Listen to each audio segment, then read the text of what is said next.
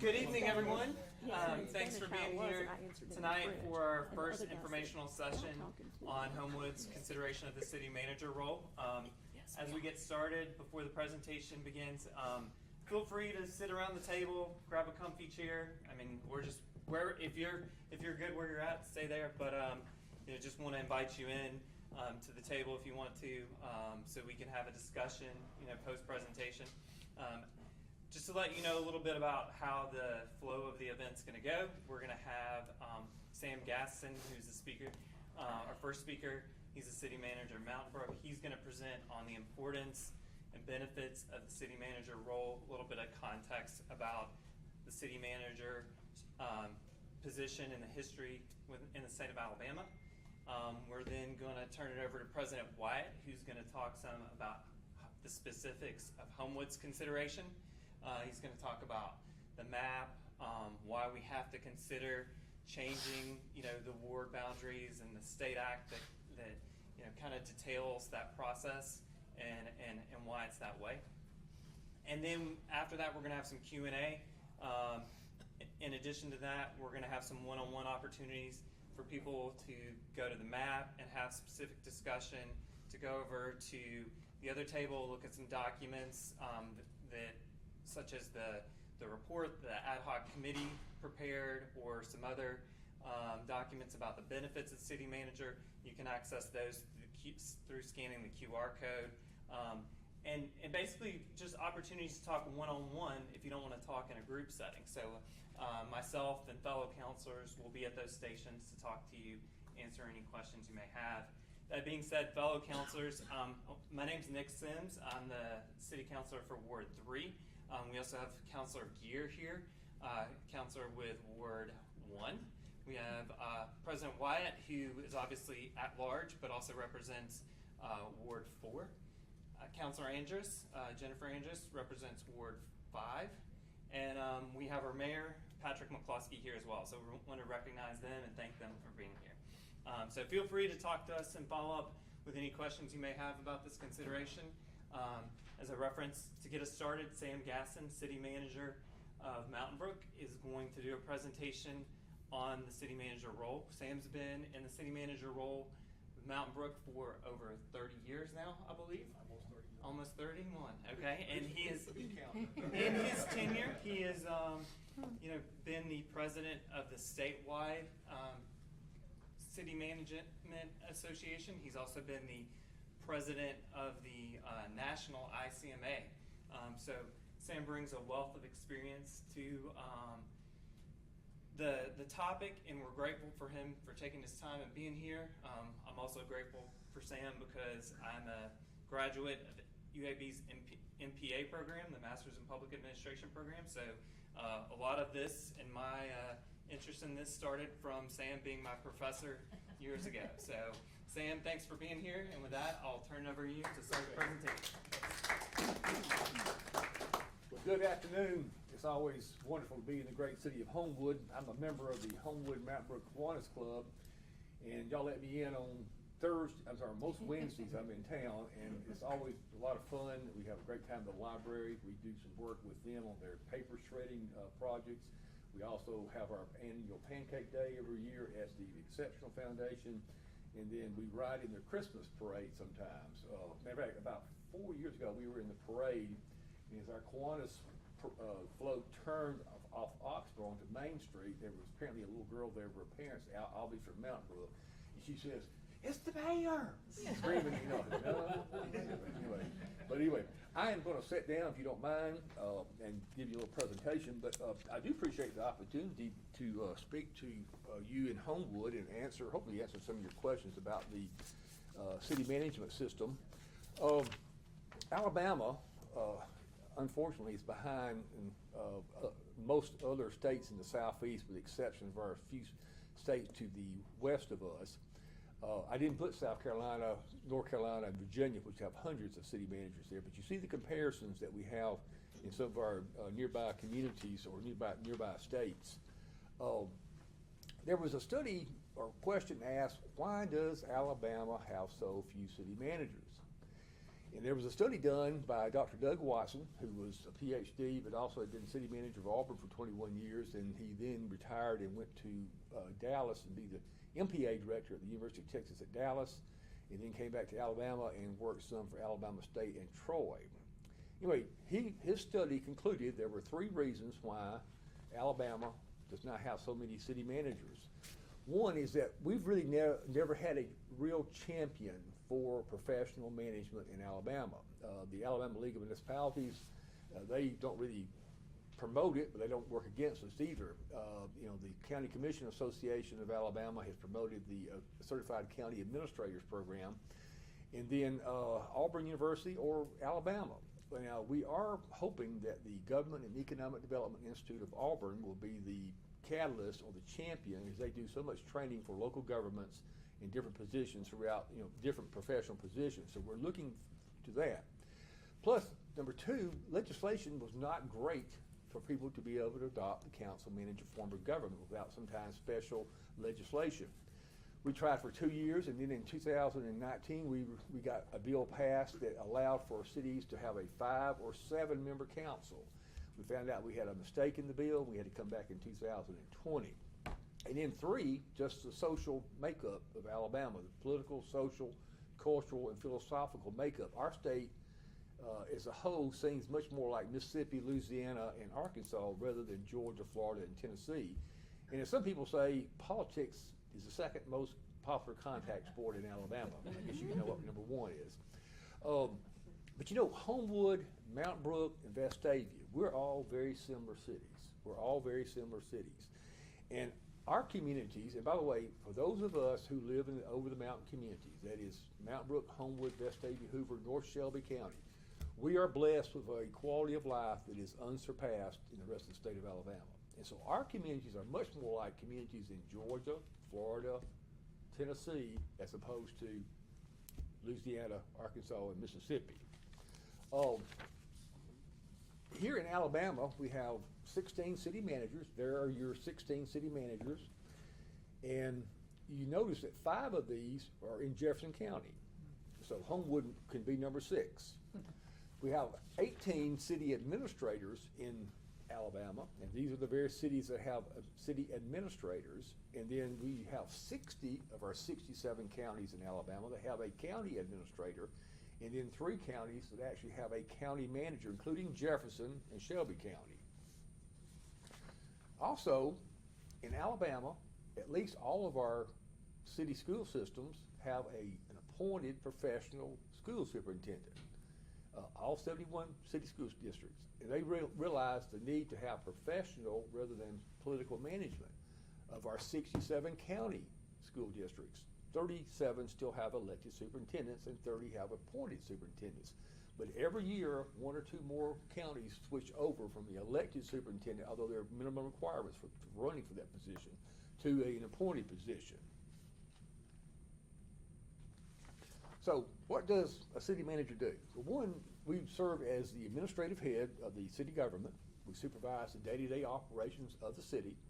We supervise the department heads. We appoint and remove employees, prepare the annual budget, looking at the city as comprehensive, submitting it to the mayor and council for their approval and changes.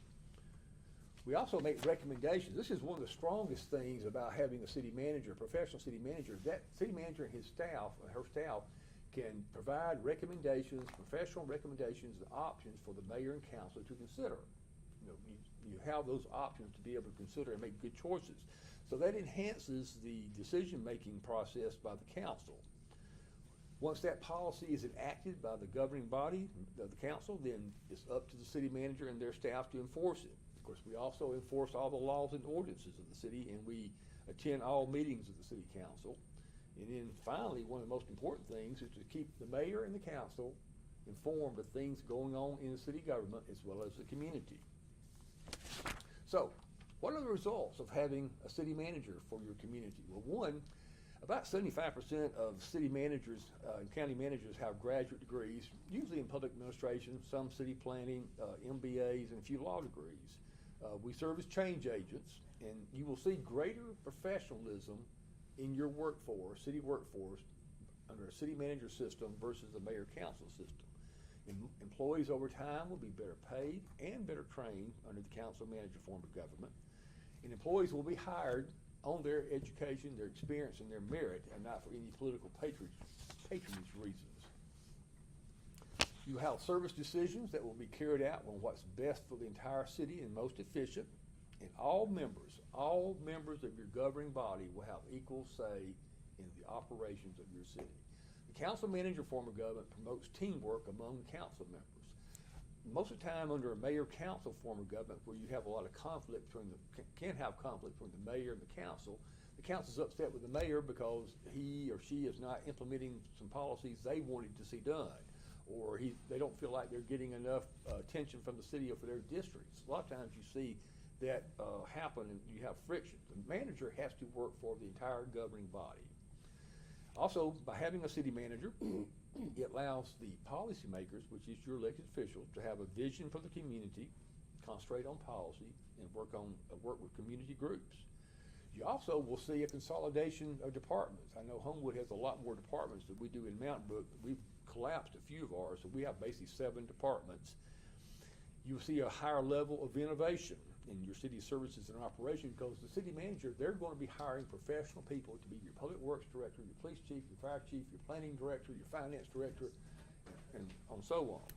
And then you will have a greater emphasis on long-range planning, land use planning, capital improvement planning. And Homewood's like us. We've got a lot of capital improvements we're doing. And then also strategic planning. So you will anticipate not only needs of the future, but also opportunities for the future. So you're looking ahead, not just looking to the next year. There will be an emphasis on goal setting, performance measuring, and benchmarking. We benchmark Mountain Brook against about 14, 15 cities in the nation that are similar in size to us and similar in a lot of demographics. We also benchmark ourselves against Homewood and Vestavia. That's the only 2 cities in Alabama that we benchmark ourselves against. You will see centralized budgeting and purchasing procedures put together. And also, by the way, we do citizen surveys every 3 years in Mountain Brook. And so we do citizen surveys every 3 years. And 2,000 households get the survey, and it helps us to see how are we doing as far as public safety, park and recreation, public works, etc., communication with our residents. The good news is that we score extremely high on those, but at the same time, we know that we are held to a higher standard sometimes in the over-the-mountain communities.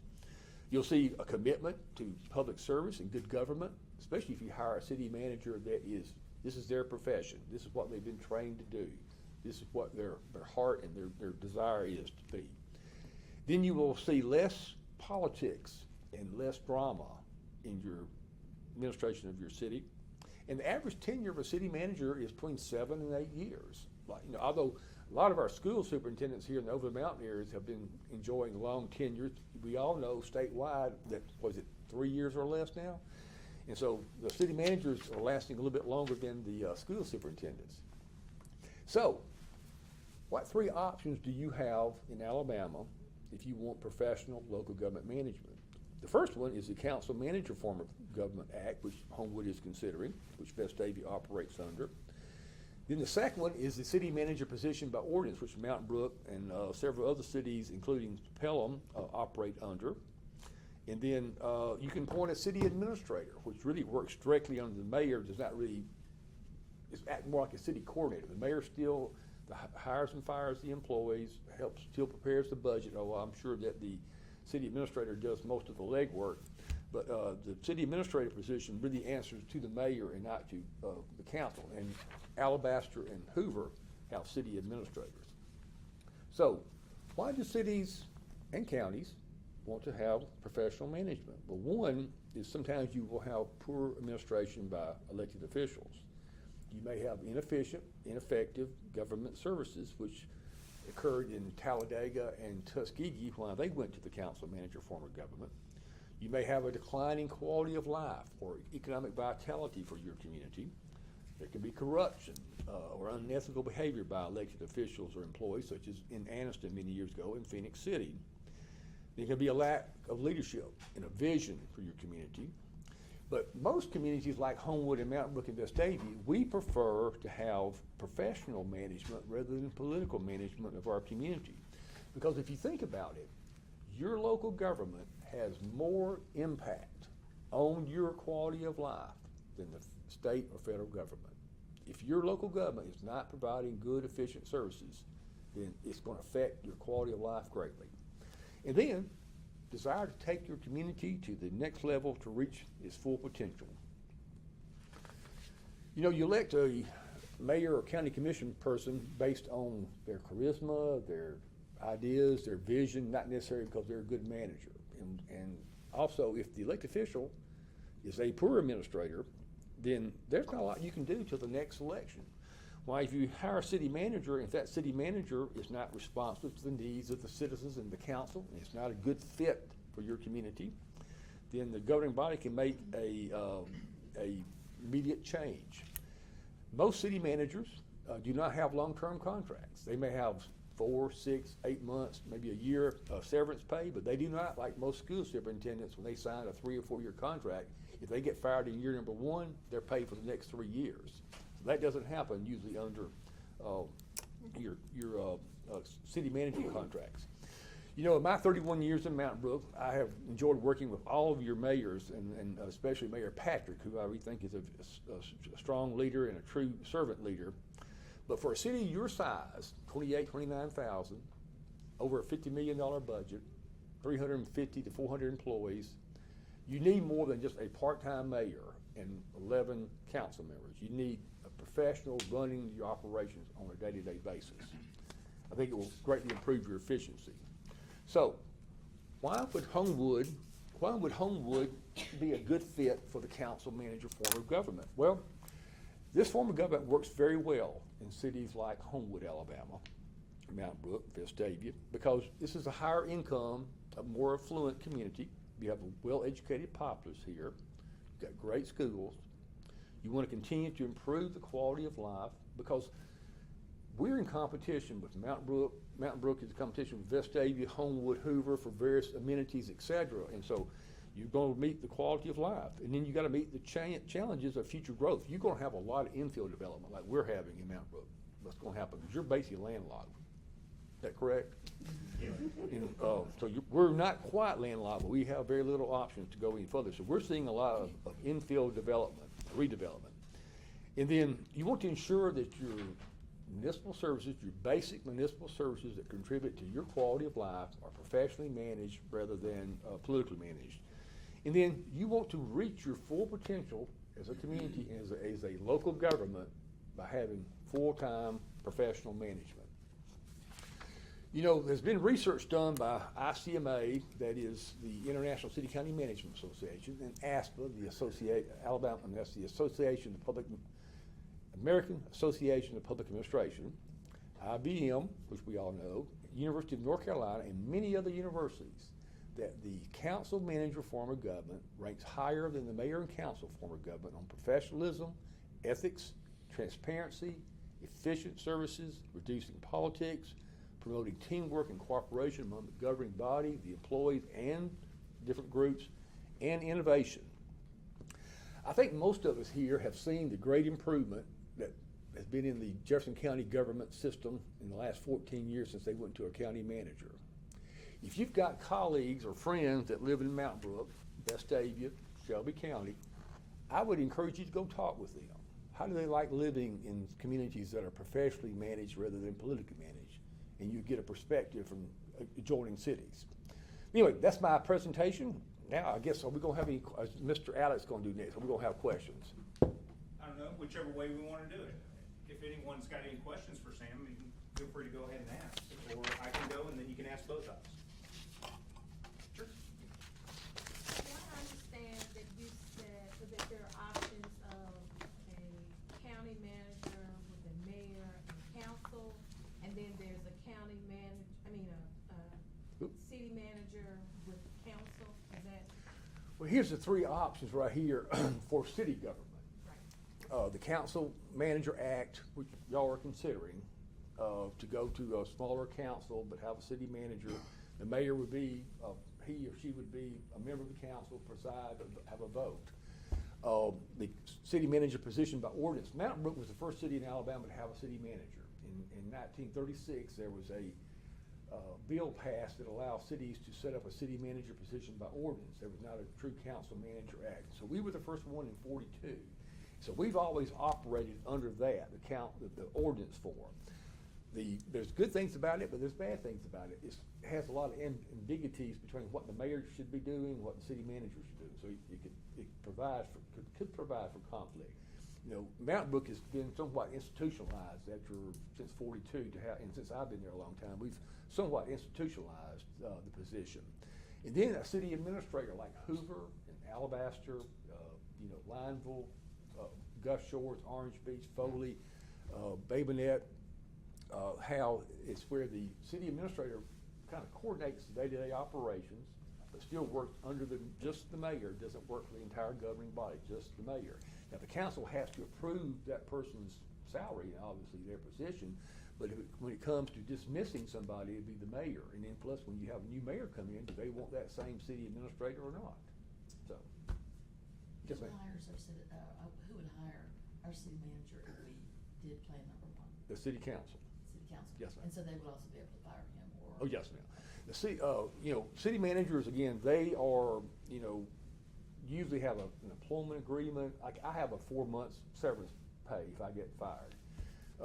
And so every day my job is on the line, I should say. And so, but anyway, and 31 years have gone by very fast too, I think. But, It's worked out pretty well. it's worked out pretty well. Maybe I'll get to it one day, but anyway, yes, the manager answers to the council. Your council and the mayor are elected by the people of your community, and they are the ones that are the decision makers. And then the city manager, he's hopefully the professional that they hire, but we're subject to the mayor and council. And so do they, in soliciting, especially if this would be our first time, I'm assuming there's like a, request for proposal or some sort of, request where we put there's some qualifications. Yes, ma'am. And can you tell me more about what those qualifications Okay. for what a city manager would look like? And then I'm gonna ask this question and hopefully I'll stop. The other question is the city manager then, do they get to fire and hire department heads? Yes, ma'am. Okay, so that responsibility is now taken away from The the mayor. mayor. Mhm. And If the you do city- by the ordinance form, you do have, by the Council Manor Act, city manager appoints all the officials. Under the ordinance form, I do not appoint the police chief or fire chief or the utility director. We don't have a utility director, but anyway, and the council appoints them. And so, but anyway, go back to your first question again. About qualifications. Oh, qualification, great. Well, usually I think what Homewood is gonna be looking for is somebody who has a graduate degree, maybe in public administration, somebody who's already been a city manager in a couple other communities, who's an experienced person, because you have a big operation here. It's not like you coming in and you've got 100 employees. You've got a lot of employees, big budget, huge park and recreation. You got 4 or 5 fire stations, so you have a lot going on in Homewood. And so you're gonna have to have somebody who's experienced. Yes, they'll be coming in, if they come from the outside, which will be then having a fresh look, somebody looking from the outside looking in. They will be able to look at things and see how things maybe should be changed, and then they will build hopefully a good management team over time, and that will increase the professionalism of your city workforce and your city services. So, yes, sir. I'd like to follow up on that. Is there a state license, No, sir. registration? So there's no test to be city manager? Are you liable for your actions? Yes, well, you all can be liable. That's why you have public official liability insurance, and most city managers have to have So a you bond have too. liability insurance. But again, the standard, if you want to call it the standard, because there are some cities in Alabama that hire non-professionals Yeah. and non-professional city administrators. I've been amazed how many former council members wind up being a city manager or a city administrator in some small communities.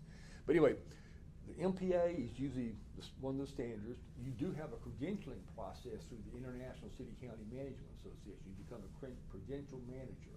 And you've got to commit to at least 40 hours of continuing education. we have 2 state city management meetings. We just had ours last week in Orange Beach, and then the one in January is in Hoover. And then we have the international meetings, which will be in Pittsburgh this September. So and plus we've got the Jefferson County Personnel Board, and we have lots of great training opportunities there. And so you've got to be a lifetime learner. You don't ever know it all. And in this profession, in local government, things change, and you've got to keep up with those trends. So. Yeah, you answered. Okay. Very, very well, thank you. Anybody else? Let me ask you. Yes, ma'am. Jefferson County is involved in employees that work for the city, aren't they? Well, it's the Jefferson County, the Personnel Board of Jefferson County is a separate agency. They may list as Jefferson County ORD, but they have their own board, and this was a statewide, a county act set up in 1935. And so they help hire people, as far as the eligibility list, give tests, rank people for all the cities in Jefferson County over 5,000. And so it's not really the county, it's a separate board, Now the manager is not hired, the manager is an at-will employee. And so, I did not go through the personnel board. Now, it's not to say that you might hire somebody from your city staff or somebody who may be in another community who's under civil service for some position, but usually managers do not, besides having a contract or maybe a employment agreement, we're at-will employees. Yes, sir. What responsibility, now that we know what the city manager is, what's the city council, what becomes their responsibilities, whether it's legislature or they don't interfere with any of the city managers? Oh, I've never had any council members interfere with me. Imagine that. But seriously, what you said, Chris, is that the council, by law, they are a policy-making board. They don't really have any direct supervision except for over the city manager as a team or a group. So really, to me, having a city manager is going to free up more of the time of your city council members that they can turn over constituent problems or requests to the city manager, and then they can get better information from the city manager and his or her staff. So I think it's actually going to free up, and you can do more visioning, planning, and working with all these various community groups that you have here that make Homewood a great community.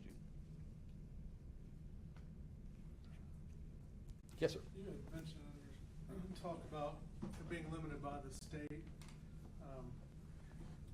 laws, ordinances, so where there wasn't a 5 or a 7 option. Could you explain more about that? Well, there is a 5 and 7 member option now. We got it passed in 2019 and amended slightly in 2020. So right now, the options, unless you go to state legislation, through special legislation, with several cities like Dothan, Phoenix City, Talladega, I'm leaving somebody out. You can have then like Tuskegee, they have a mayor, council president, and then 3 districts. That's under the 1982 Council Manager Act. Auburn also had that amended, and they have a 8-member council with the mayor elected at large. Now, when they started that, Auburn had 4 districts, 2 council members from each district, 1 mayor. But as Auburn got to be so big, which is I think 80-something thousand now, they went to 8 single-member districts. So those 2 options are available to you too. So you've got several options to look at. As you're going from 12, which is a large number, you're elected. I don't know of any other city in Alabama that has 11 council members. I know of several like Auburn, Bessemer, some of your big cities that have 9, but 11, that's a lot of council members. So So why would it sounds like some municipalities have gone through the trouble of getting something designated. Mhm. And how do you get to a 5 or 7 if you wanted to? Is there a path? yeah, so I think that's what the council is trying to determine through these hearings and comments. Will a 5-member council, counting the mayor, work? Will it be better to have a 7-member, or will it be better to have a 9-member council? Again, like I said, I don't know of any other city in Alabama that has such a large council. So if you did do a 5 or a 7, then the map would have to be redrawn? Yes, ma'am. If it's not at large? Yeah, so there is no option that has 5 wards. So the map would have to be changed. 4, 6. When he says 5, he's including the mayor. Mayor. Okay. Yeah, you So would have. there's not a The 5 tiebreaker. ward option, Right. so the map has to change We go to regardless. 6 to get 7. Correct. Yeah, you would have on this one, mayor be elected at large, and then you'd have one council member from each district. And if you went to the 7-member ward, you'd have still the mayor elected at large, and you'd have to set up 2 more districts. Or if you kept the 8-member option, 2 from each district, you have your 4 districts, and then the mayor, again, will still be at large. So, How many are in your staff in Mount Brook as far as total number of staff members, for the city manager's position? oh, well, it's just me, and then I have an assistant. So just the 2 of y'all handle. The executive branch. Yes, we do. I have, the mayor, the mayor is not at City Hall a lot, but he's there, and he's very active as far as chamber events and other, community activities, but he leads the day-to-day stuff to me. And then our finance director is also the assistant city manager, but he's, when I'm out of town, like last week, he's in charge, But, no, we don't have a big staff. All right. We have 247 full-time employees in Mount Brook, and I believe in running a lean, mean machine. I don't like to have a lot of extra bodies hanging around, and so I try to make sure we are as efficient as possible. Ms. Sam, you have 5 counselors or? Yeah, 5 council members, and we are at large, At large. and then the mayor. So. What's your opinion, professional opinion, with a changing, have you ever seen where a city has changed the government? And 2, with like a year left in the election to the following year, and we're dropping, say, from 11 council people to potentially 5, okay? What's your opinion as far as hiring a city manager who would come in under the group that is that's established right now, and then a year later, a new group comes in? Right. What's your thoughts on Okay. a change like that? Well, Vestavia, when they voted, it was almost a year in advance, they voted to change their form of government, and they hired a city manager by the ordinance form, and then once November 1st rolled around of the next year, they went directly to the council manager form of government. They only had 5 council members and a mayor, and they reduced it by 1 to mayor and 4 council members, and I think a few of them were there. But I guess if I was the city manager, I would maybe be a little concerned, because if you might have a bunch of new bosses that October, November, that'd be a little concern on my part. But again, it's whatever y'all want to do. The council may look at hiring or putting somebody there as an interim city manager, as the new council members come in and look at resumes and interview people, and then make a permanent selection. So there's options to work around that. Yes, sir. Yeah, I mean, I'm open to the, council manager. It just seems like we're trying to do a lot all at one time, and just my comments would be, does the mayor, like in the one that I think we're proposing, the mayor would be the city council president, Yes, sir. right? Yes, sir. And I see the skill set we want from a mayor to be a little softer and different than a city council president. I mean, Alex does a great job in keeping all that stuff, running a meeting. That's different than like the figurehead of our city. And I think Patrick makes a great figurehead of our city, and I see those as in conflict. Is there ever a situation where you have an at-large mayor and council president that both vote on the city council? Yeah, I mean, like for instance, under the True Council Manager Act, the different options, we talked about 5, 7, 9 members. The mayor is elected at large and is the council president too. You also, of course, have they will elect among themselves, though, a council president pro tem who would then fill in or be in charge when the mayor is not there. So that's an option that you want to consider there too. It all depends. Some people say that, like under the city manager system by ordinance, when you have a standalone mayor, that the mayor doesn't have a lot to do, because the manager's running the day-to-day operation. The mayor doesn't have a vote. Then our mayor, of course, is like the figurehead of the city, spokesperson, represents the city on several boards, very active in our Chamber of Commerce and very active in other community groups there. So Mayor Welch has found what he wants to do. He always says, I get to do all the fun things, and then I turn the hard things over to Sam and his staff, so. A question about committees. Yes, 'Cause ma'am. I understand that maybe Mountain Brook does not have the same number of committees No. as, Homewood, there's dozens of them. Yes, ma'am. Dozens upon dozens of them. Well, And you never know which one's doing what and how. Just to be clear, there are 5 committees, then there are a bunch of councils and Well, other and things. subcommittees and all that, yeah, right. So- We So- do not have council committees, So- except for some special, some kind of, the mayor sometimes will appoint like 2 or 3 of our members to research or look at something, but we don't have like a public works committee or park and recreation or finance. But we do have a finance committee, but it's really made more of people who are from the private sector, looking at our budget from outside looking in, and one of our council members is on the finance committee. And they usually review our budget and any bond issue or major decision that we make. But most of that stuff that would be handled by committees would be handled by the city manager and his staff or her staff by researching it and giving it to the council to make a decision as a whole and not through committees. But the whole council would make that decision. So how many times, so the council meets in y'all's. Twice a month. Twice a month. And the other 2 weeks, there's no committee meetings or anything like that? No, sir, no. Yeah, we don't really have any committee meetings. We have a council meeting on the 2nd and 4th Monday nights.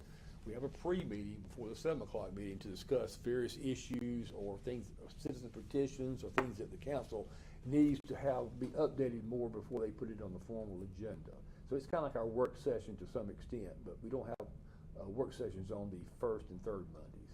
So your agenda, who sets the agenda for the council meeting? Okay, this is how we do it in Mountain Brook. I keep a little particular list in my file of things I know that needs to be on the next council meeting or maybe the next council meeting.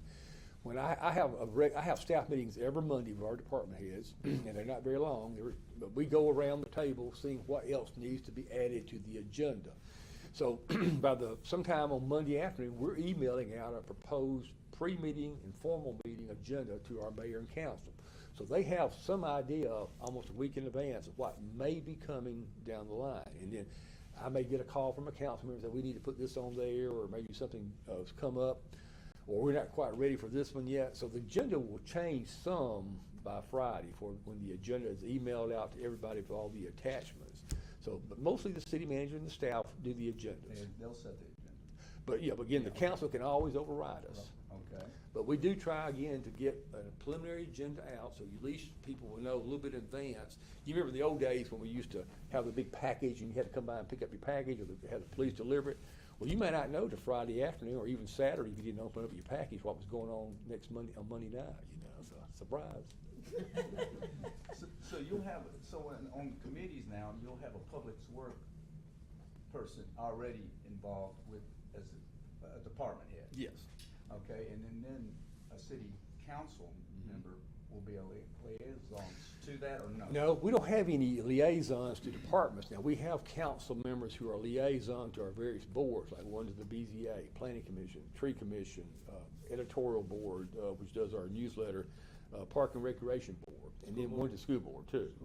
So we have at least, each council member has 1 or 2, if not, most of them have almost, I think most of them have at least 2 committee assignments, too. So the kiss of death is when you get the parking committee, Some things are universal. Oh, yeah. Well, thank you, Sam. Thank you. We appreciate it. Sam, I have one more quick question. That in terms of how recently this happened, the City of Madison tried to go to council manager form of government and apparently thought that it was a shoe-in, and then the vote was overwhelmingly, like 75% against. Yeah, So tell us the backstory on that. Because the polling showed it was going to pass by 61%. Wow. But the voting turnout was very large, and then apparently there was a lot of backlash against the city government as a whole, and because all 7 council members supported it, and the mayor was a little bit on the fence. He didn't really go either way, but that was quite a shock. But they've been talking about that since 1999. Right. I went up there in 1999 along with the city manager from North Carolina, and we made a presentation, hot for a while, then it was cold, and it got hot a few years later, and then finally they got it hot again, and we went and made presentations, we had people come down from ICMA. So again, that was quite surprising that went down to defeat, much less how large of a margin of defeat that it went down to. But somehow people in Alabama vote against their own best interest. Can happen. Really? So, once more, let me just thank Sam Sam has, some of you may think this is the only thing Sam's done with this. It's not. He's been helpful throughout this process. He worked with the ad hoc committee that we had that was made up of counselors, business leaders, residents, community leaders, department heads. He really has been helpful and invaluable all this way as we've done this over the past few years.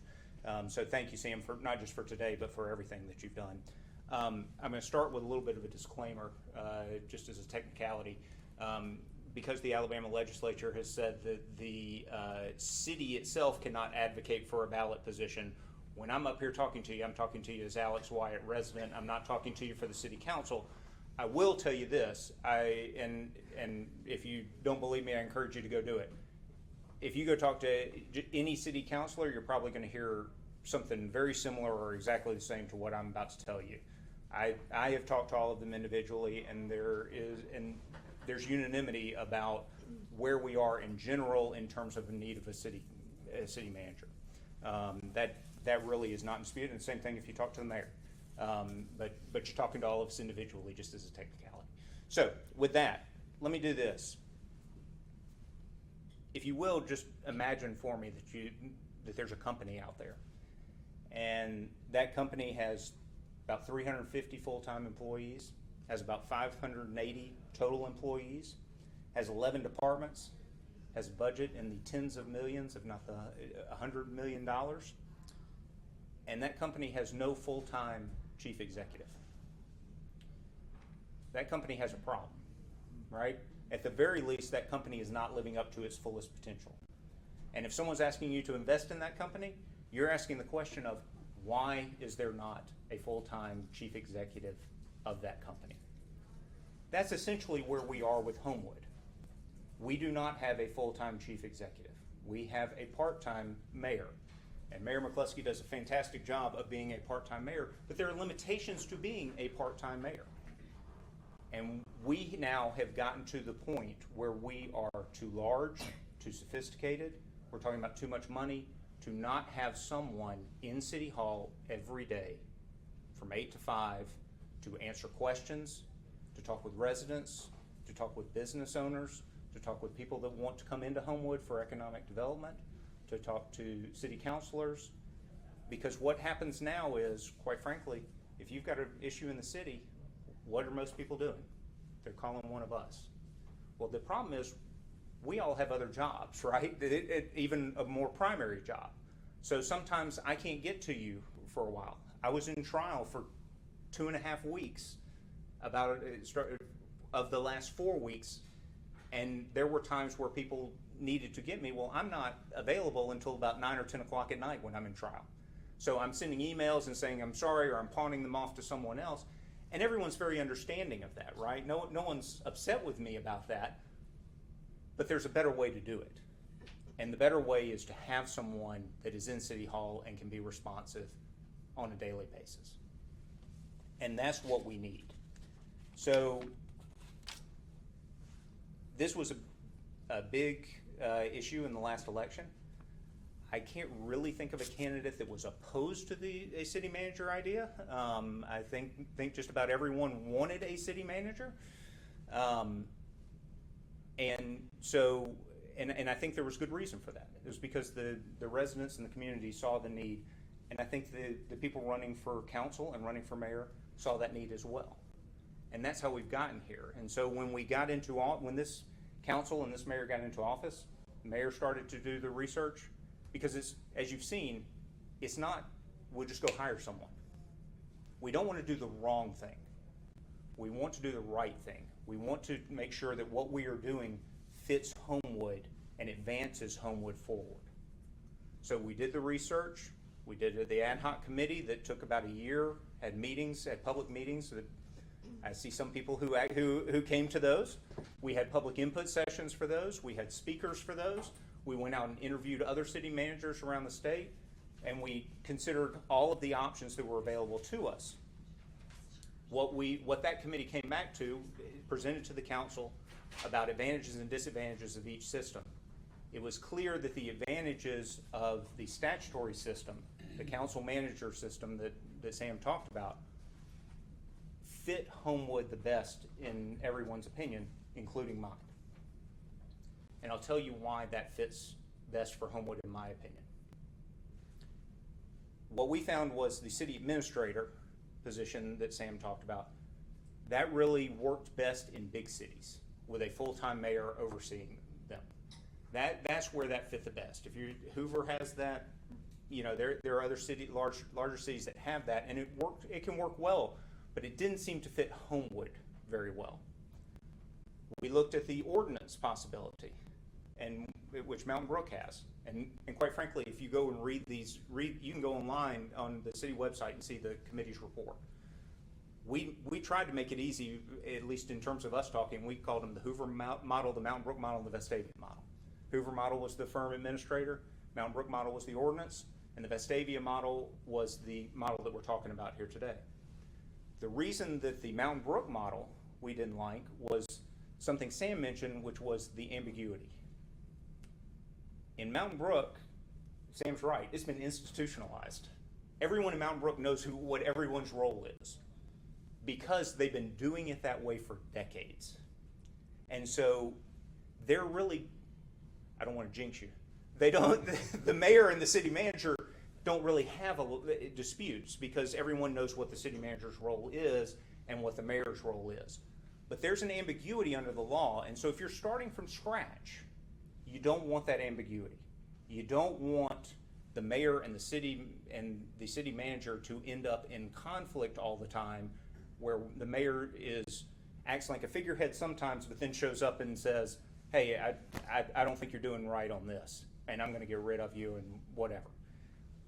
What the plan that lays it out most specifically, where everyone understands their roles and where everything works the best, is clearly the statutory scheme.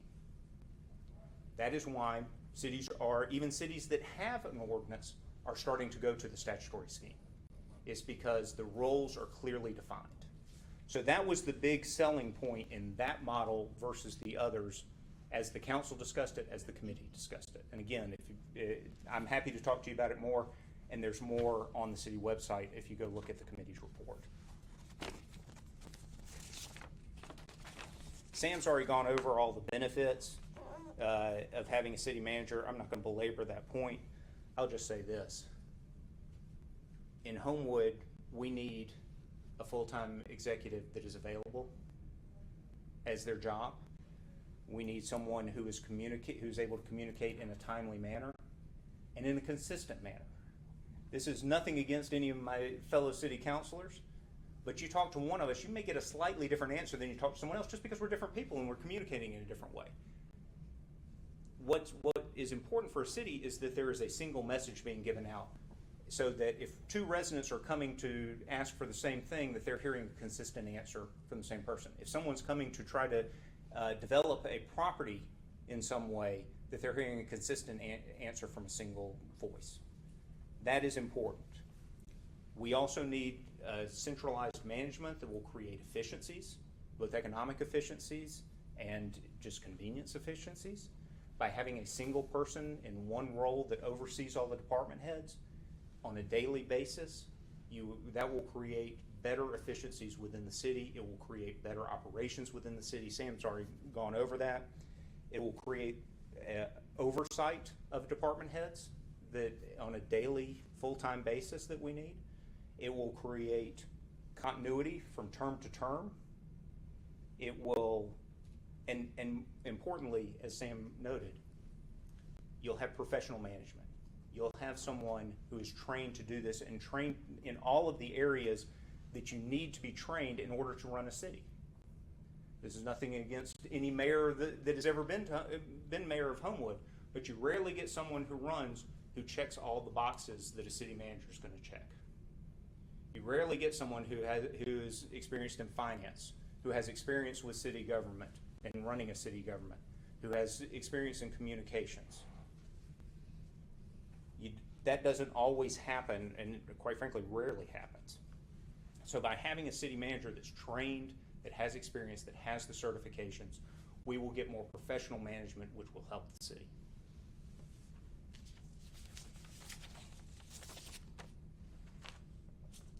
Now, we've already talked a little bit about it, but obviously if you go to a city management, the form of government, and you go to this form of government, things have to change. There's no option to stay where we are and have that if you're going to the statutory scheme. So that means the map has to change because the mayor is becoming part of the city council. You have to have an odd number on city council, obviously, because you need that for the votes. So we have 5 wards currently. When we looked at it, we were trying to make, to Mr. Stogner's point, as little change as possible in terms of what we were doing. And we felt going from 5 wards to 4 wards was less change than splitting up into more wards. And so that's why we went to 4. The lines on this proposed map were drawn by the state. The lines have to be redrawn every 10 years anyway, or at least looked at. I shouldn't say redrawn. They have to be looked at every 10 years because they have to match census data. So every time there's a census, a few years afterwards, the state has to look at them and make sure that they're okay. This time, the state has done us the favor of drawing 4 wards to try to, so that we can put this before the city. Quite frankly, this is not part of the change in the form of government issue that's going to be on the ballot. But the council felt like the city needed to know what was coming if that was the way. We didn't want people to vote and not know. So that's why we put it out there. The state has drawn this. You'll see these percentages here. What that is if you take the population of Homewood and you divide by 4, you get a median number. According to the statute, you can go 5% either way of that number. You have to be within 5% is a better way to put it, of that number. These are percentages within that number. So this is 0.38 more than that number. This is 2.11% below the number. So that's all those numbers are. It's just to confirm that it meets the statutory requirements. What we feel like is, and the council's discussed this, and I think this is true, and Sam alluded to it as well.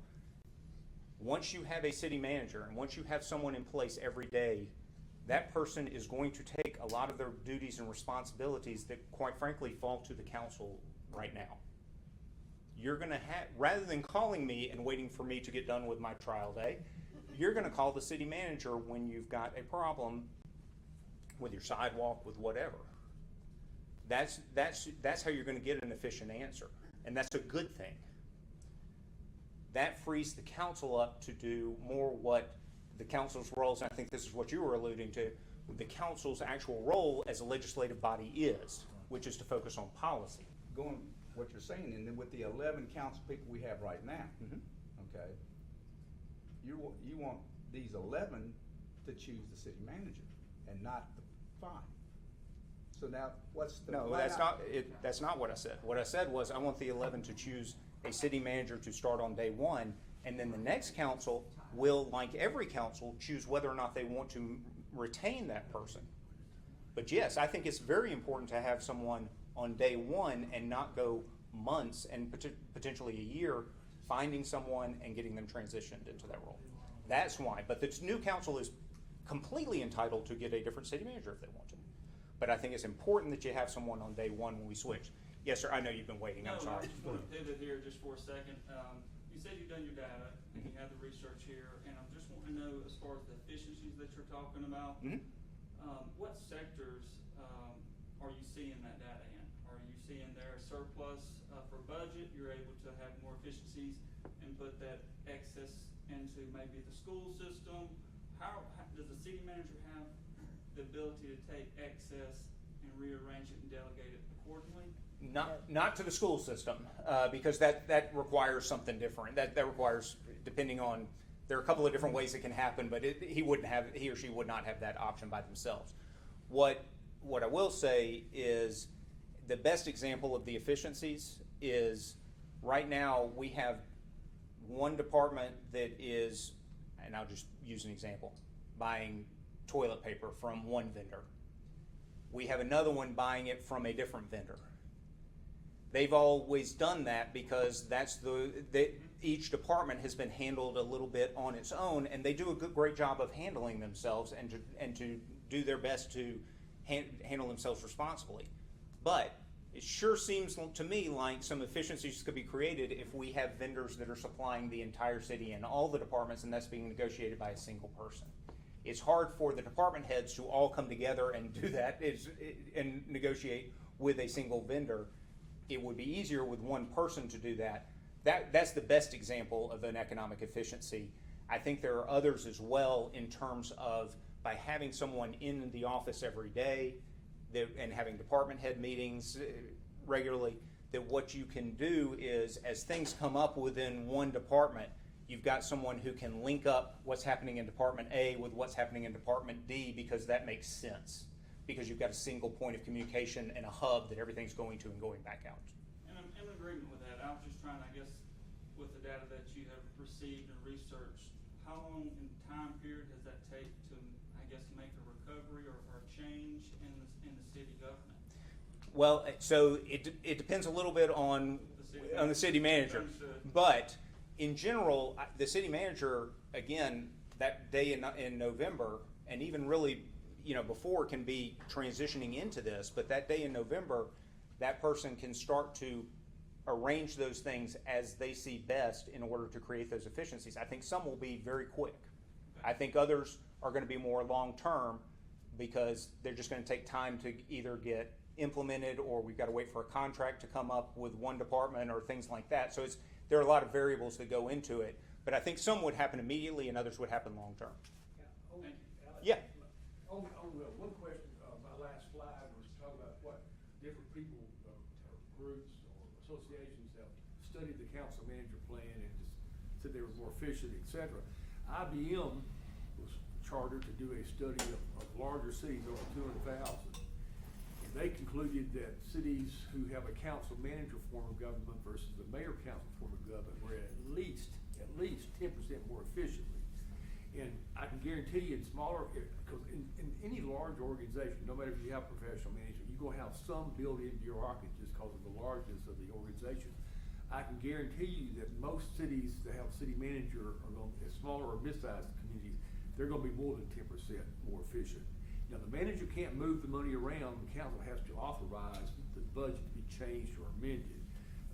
So the manager just can't move money around. Well, I think I'm authorized to move $7,500, if I need to on certain things, but like $1 million, $2 million, $100,000, we don't have that authority. Thank you. I know you've been waiting, but I see hands. Go ahead. I'm keeping track. Okay, a couple of questions. So Yep. one, the discussion about whether it should be 5 to 7 or 9. And so the question I have is, if not this, and if not this one with 5, when do the citizens have the opportunity to say, we want 7 or 9? Sure. So is that opportunity now, or is that later? 2, you mentioned about the petitions and those sort of things being signed, deadlines in place for that. Sure. And then my last question, I'll hush, is, as we talk about the different numbers, and you say 11 is too many, my question is, have you seen a wastefulness, right, for 11, and that's why you are saying, from my experience, yes, we've wasted, there have been council members that are not equipped or don't have the time for this position, and so, yes, we can make it smaller, we're working actually, with a smaller core group, and so therefore I know your own experience that 11 is too many. Okay, so first, if you got an opinion about it, yes, talk to your city council people now. There would be opportunities to do it now, there would be opportunities to do it later. Secondly, remind me of the second one, I'm sorry. So the second question, but before you go to the Deadline. The deadline, but how do you, Mhm. for example, seems like this gentleman wants to do 9, and I don't know, but if he wanted to do the 9 and have it presented, is it presented now with 9, or is the petition just for the 5? So the petition is just for a change in the form of government, and that would change it to a council manager form of government. The council has put forth that what based on the research that's been presented to it and what it has found, that this is the best plan. I think that could be changed quite frankly, later on, because it's not a change in the form of government as much as it is how many representatives. Now, if you want to change the number of wards, then I think you'd have to go back through this process. So there are opportunities along the way to change it, but what I would say is for now, this is the plan that's been put forward. This is the plan the council has indicated that it plans to implement if it passes. I think we would be, if it does pass, 4 wards or 4 wards. I think that doesn't change. But the representation within each ward could Right. potentially change. Right, so that's my question. So if I wanted to support this, the 4 wards, but wanted more representation, But wanted two representatives per Right. ward, that could be revisited later. how does that? The city right? council would have to revisit that, and so you would have to bring. Petition the city council? You would have to talk to the city council about, and the city council would be the only one with the authority to do that under the law. Okay, all right, and then, so my second question Deadlines. was deadline. Okay, so what we're shooting for, we didn't want to do a referendum over the summer when people weren't around. We wanted everyone to be here so that everyone that wants to vote can vote. So what we're shooting for now is we're actually making good progress with the petition, and what we would like to see happen is if we can get the petition done over the course of the next few weeks, then that would put us in an August-September election, which would beat the November general election, which once we get too close to November, it's hard to get voting machines and all of that stuff. So we're hoping over the next few weeks that we can get this petition wrapped up so that we can hopefully have an election in August or September. If we don't, then the referendum may be pushed till after the general election. But we're trying to get it before the general election. So there's nothing that says if you don't get it by this date, it's done. Okay. But we're trying to do that because we want to try to do it before the general election. So sometime July, to get your 9. Even better by the end of June, June, but okay. if possible. All right. And then you had a third question, and now I've forgotten that. I apologize. Me too. Yeah. The city council has recommended that we go down to 5 or thereabouts. Correct. 5 councilors, including the mayor. I would say these people know what's going on. Oh, that was your other question. Right, wastefulness with the election. Yes. So yes, I wouldn't phrase it that way as in terms of wasteful. I have served with, I don't know how many city councilors now over the course of 3 terms, and I will tell you every single city councilor that I have ever served with, I may have different disagreements with them at times, they may have disagreements with me. Every single one has worked hard and has done what they feel like is in the best interest of the city. Period, end of statement. There is no one that has done anything other than that. What I think is not, and I think while 11 may still be a lot, more city councilors are needed at the moment because we're all sharing the job that eventually would go to the city manager. So it's more important that you do have more now in order to get everything covered because again, we've all got day jobs.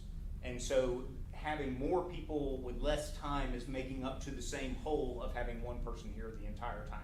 And that's why, in my opinion, we don't need 11 and we don't need 9 is because that person's going to take over that role. The other thing I would say is this, 11 people is just a lot of people to get anything done. And it just is. And I respect the opinion about diversity of opinions and all of that. But 11 people makes it just makes it harder to get things done. The more people you have, the harder it is to get things done. Most of the stuff that the council's doing, quite frankly, is being done generally with unanimity. And so I think having 5 will allow the council, is plenty of people to do what the council will need to do with a city manager in place. And I think, and without being wasteful, not of the person being wasteful, but the city being wasteful in terms of just having more people up there to have more people up there. That's my opinion. Now, Chad, I think you have the Yeah, I question. just was gonna make a comment, not really a question, but, I think you've done a great job explaining this, and, thought, when I got the petition to sign, I was gonna sign it, but, with the map and some other things, it just kind of led to questions I'm wondering, I'm not asking an answer, but just wondering, including this map at this juncture is maybe reducing the number of people willing to sign it, because they like a city manager like I do, but they're not really sure about this representation thing. And I think, maybe your point will bear out that the city manager will take a lot of load off, that people aren't gonna be calling Barry or texting Barry about their trash. Or if they do, Barry will refer them to the city manager. Right. So, but just personally, when I've talked to people about it, everyone kind of lands on, well, yeah, obviously 11's too much, 5 seems a little low, why can't we have 7? So that's just a general observation. And then third, I just wanna, I'm not responsible for those signs. My wife and I were driving, we saw them, she hit me, she's like, everyone's gonna think you put those in. I didn't put those. But, so anyway, but that's just kind of my observation, that people tend to say 7. I myself, who was pretty engaged, was reluctant to sign it because it felt like there was a lot more going on, and the Chamber of Commerce might be ready to go, but I do think, the points about diversity and not just some opinion and all sorts of diversity, but maybe a criticism of, well, maybe that would, is it too business, could a business focused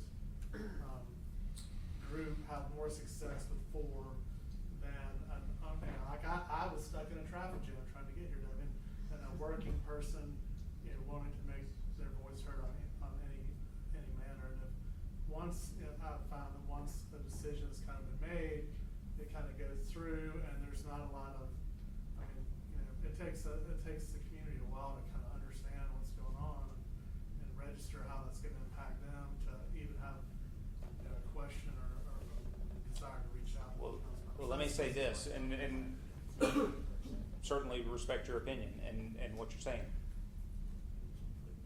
If I were up here with 7, I know for a fact, because people have told me, they would be up here saying, why aren't you going to 5?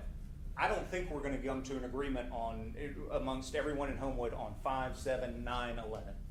I just don't think we are. We're going to have different people with different opinions, and that's not a bad thing. That's okay. Quite frankly, I don't know that I can't tell you there's a right or wrong answer about that. What I can tell you is, this is what I think the best answer is, and the best fit for Homewood. It's perfectly fine if people have other opinions. Certainly people have had other opinions about positions I've taken in the past and will in the future. That's okay. But I promise you, there are people out there that are saying, it's a good thing you're doing 5, because if you did 7, I would be up there telling you how horrible it is, and why are you wasting money and time and effort when you should be having 5.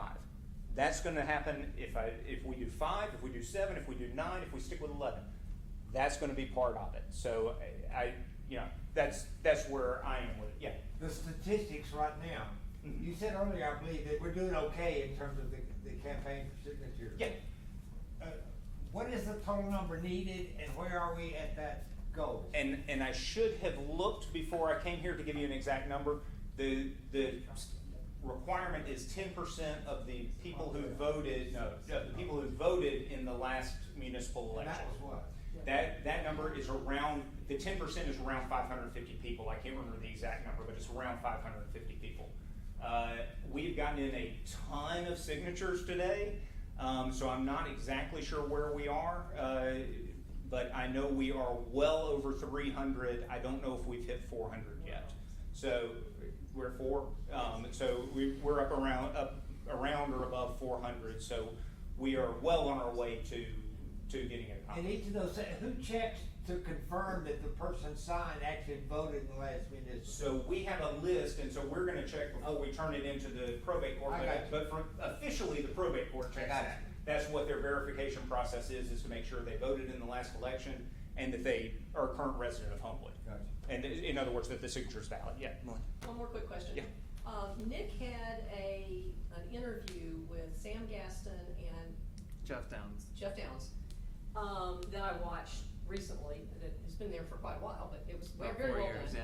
Yeah, and the one thing I thought was interesting was a comment that Jeff made regarding the transition for Vestavia. Mhm. And he made a very strong point of saying that if the community and if the people are not fully invested and ready and educated on what this change is gonna be, it has the potential for failure. Absolutely. And this is just my observation as a communication person. Homewood does not do a great job of communicating with its people, and. We've had this conversation We before, have. right? We have had this several times. I'm gonna keep having it till it gets better. We will have it as many times as you wanna have it. But the point is, one of the things I see is you're asking for people to sign a petition for a change of government that really doesn't have a lot of meat on the bones. You can send them to this, you can send them to that website, you can send them to this document and that document, but people are lazy and they're not gonna do that. Not lazy because they wanna be, but they don't have time Sure. to go and do that investigation. Mhm. So having, asking them to vote on something without a lot of detail behind it and a lot of, here are all the benefits, I think it's gonna be hard. It's gonna be really hard. And that plays into the comment that Jeff made about if the people aren't there and ready and you say, okay, we've changed this, overnight you gotta change, there's a huge influx of turmoil and all that sort of stuff. And you don't wanna shoot yourself in the foot before you hopefully make a smooth transition. I agree. I think, and I'll come back to the communication thing in a second.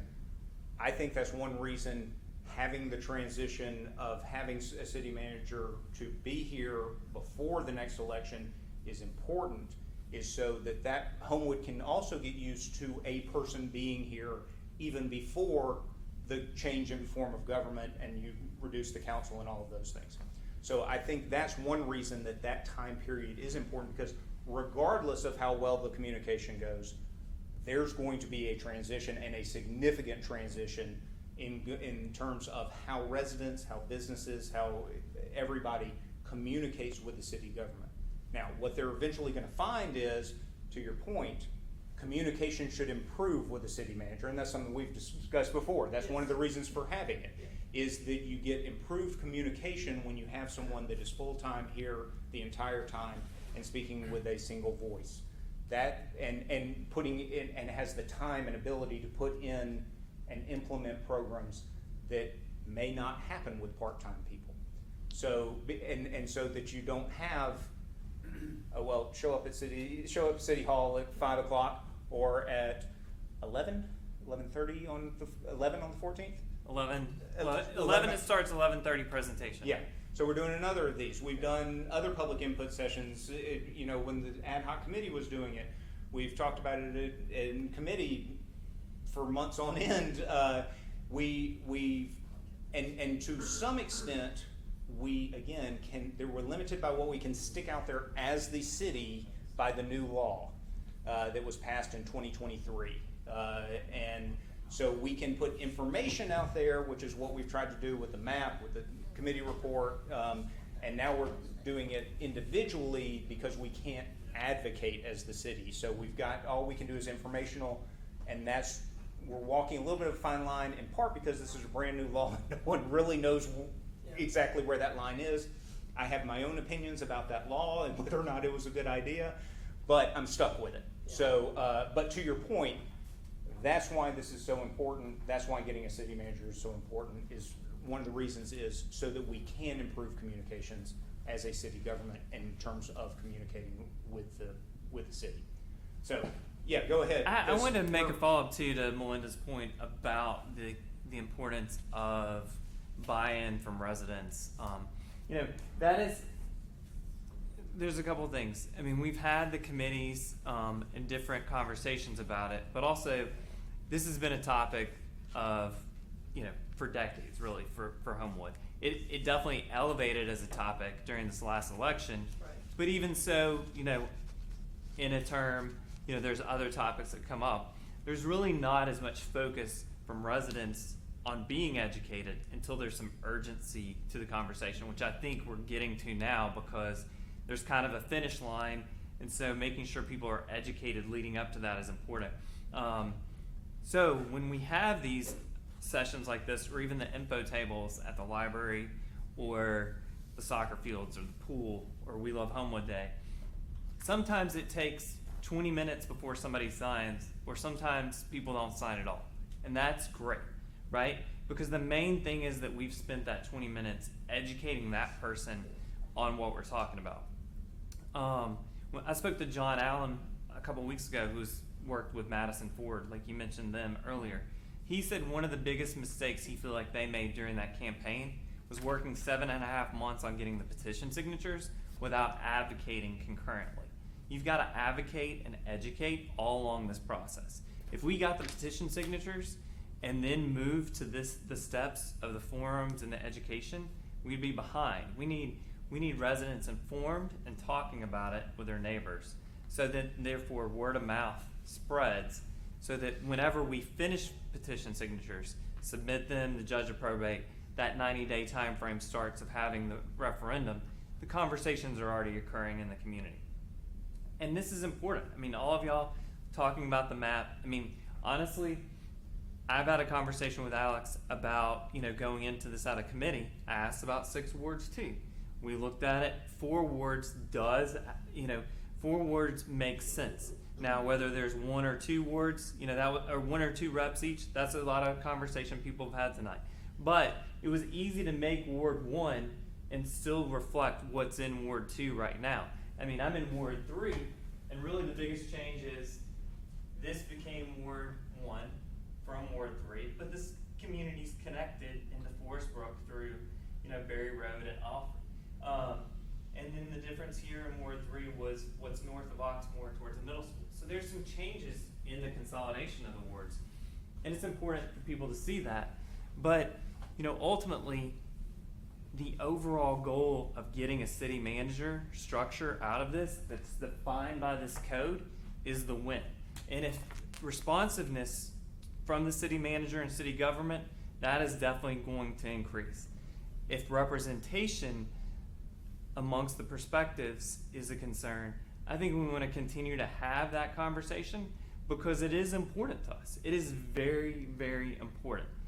We think we're putting forth a model which encompasses that because we know, there's data on each one of those districts of what the demographics look like. That came from the state, from the 2020 census.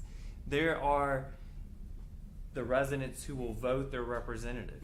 There are tons of boards who hopefully also reflect those wards. The library board, the park board, the school board, historic preservation, beautification, environmental. All those are also voices for those wards in city governance. BZA, Planning Commission. Those are voices too that come out.